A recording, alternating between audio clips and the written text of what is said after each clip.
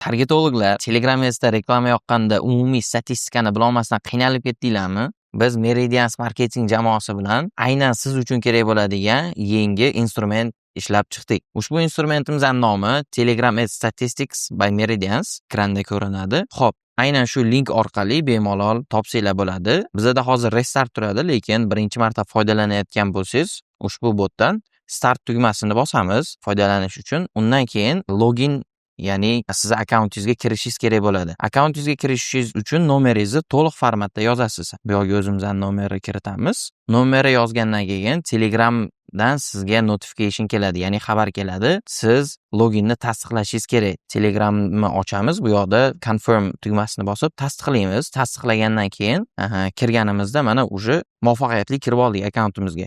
Endi bu yerda kirganingizda har xil tugmalar bo'ladi. My Ads tugmasini bosganingizdan keyin bu yerda sizni hozirda yoqilgan reklamalaringizni ko'rsatib turadi. Ekranda ko'rib turishingiz mumkin. Bizda hozir 9 ta reklama mavjud. Shundan 4 tasi aktiv, 4 tasi pauza holatda turibdi, bittasi uje to'xtagan. Xo'p, bu yerda kabinetlar, change cabinet funksiyasini bosadigan bo'lsangiz, tugmasini bosadigan bo'lsangiz, bu yerda sizga hamma kabinetlarning nomi kelib chiqadi. Ya'ni Euro kabinet bo'lsin, xoh ton kabinet bo'lsin, hamma kabinetlarni bemalol umumiy statistikasini ko'rsangiz bo'ladi. Aytaylik, men fizika emas degan kabinetimni tanlasam, bu yerda ekranda ko'rib turishinglar mumkin.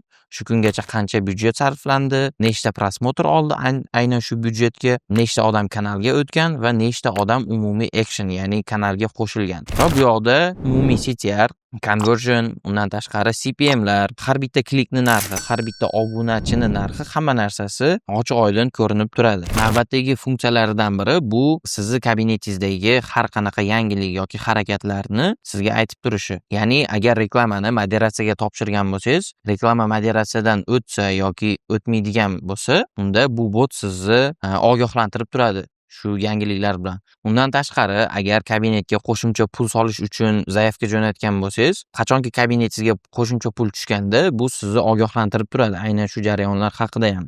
Sizni umumiy kabinetingizdagi, undan tashqari har bitta ishlab turgan reklamadagi byudjet haqida ham ma'lumotlarni sizga berib turadi. Siz ushbu botga bir nechta Telegram akkauntlaringizni ulab, hammasidagi kabinetlarni bemalol nazorat qilib tursangiz bo'ladi. Bu yerda add another number funksiyasi orqali mana ulab olsangiz bo'ladi boshqa akkauntlarimizdan ham. Undan tashqari, bot tilini ham o'zingizga moslab olsangiz bo'ladi. Change language tugmasini bosamiz. Bosganimizda bu yerda bizga 3 xil variant beradi. O'zbekcha, ruscha va inglizcha. Bu yerda o'zimizga qulay bo'lgan tilni tanlab ishlatsak bo'ladi. Bu eng oxirgi funksiyalardan biri edi. Undan tashqari biz bu botni yanada rivojlantirib, qo'shimcha funksiyalar qo'shib borishga harakat qilamiz. Botning linkini biz videoning opsiyasida qoldiramiz. Bemalol tutib ishlatsanglar bo'ladi.